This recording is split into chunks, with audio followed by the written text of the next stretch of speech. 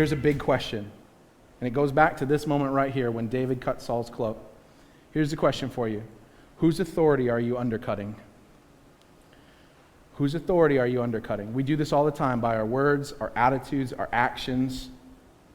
We do this to presidents. We do this to governors. We do this to city officials.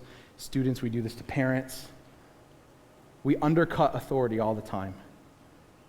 And we think, well, I'm not being malicious towards them. It's just a little piece I've taken from them.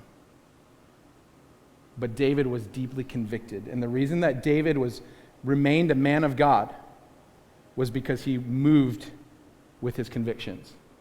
He repented of that. As small as it was, he repented of that. And if we want to be used by God as his mighty church, we must live in submission to authority, whether we agree or not. If anybody had a reason to not live under oppressive authority, it was David.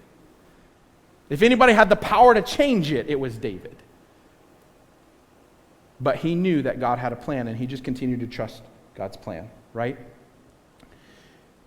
Here's where we wrap up. Think about this. Saul's actions led to the loss of his legacy, his authority, and then his life. The first thing he lost was the eternal dynasty, his legacy. The next foolish action he committed stripped him of his authority as king.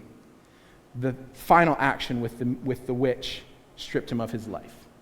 Meanwhile, God continued to protect David, giving him his life. God blessed David with great favor among his men and among the people, giving him authority.